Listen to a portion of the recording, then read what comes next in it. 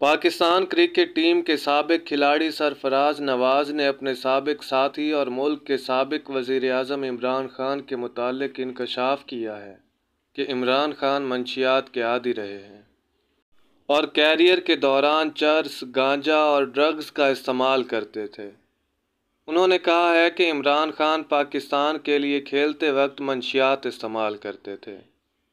اہم بات یہ ہے کہ عمران خان کا شمار دنیا کے اب تک کے سب سے بڑے آل راؤنڈرز میں ہوتا ہے۔ عمران کو اپنی بالنگ اور بیٹنگ کے علاوہ ایک شاندار کپتان بھی کہا جاتا ہے۔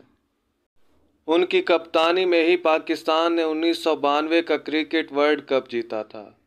عمران نے اپنے کیریئر میں 362 ٹیسٹ اور 182 ون ڈے انٹرنیشنل وکٹ لیے۔ پاکستان کے سابق بولر سرفراز نواز نے دعویٰ کیا ہے کہ انہوں نے 1987 میں عمران خان کو منشیات استعمال کرتے ہوئے دیکھا تھا۔ نواز نے کہا ہے کہ انہوں نے عمران کو چرس پیتے دیکھا ہے۔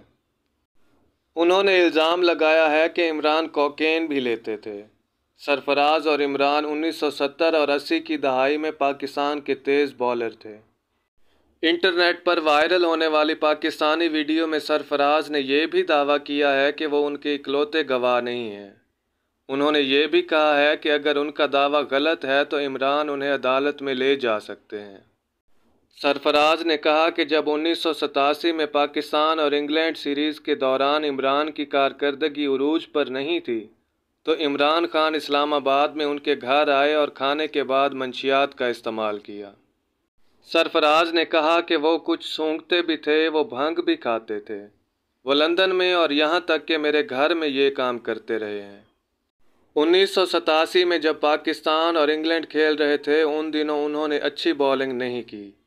وہ میرے گھر آئے اور ان کے ساتھ محسن خان، عبد القادر اور سلیم ملک بھی تھے۔ انہوں نے کھانے کے بعد چرس پی تھی۔ امید کرتا ہوں کہ آپ کو آج کی ہماری یہ ویڈیو پسند آئی ہوگی۔ اگر ویڈیو اچھی لگی ہو تو اسے لائک کیجیے اور ہمارے چینل کو سبسکرائب کیجیے تاکہ اس طرح کی مزید ویڈیوز آپ تک آسانی سے پہنچتی رہیں۔ اپنا اور اپنے پیاروں کا ڈھیر سارا خیال رکھیے۔ اللہ نگہبان۔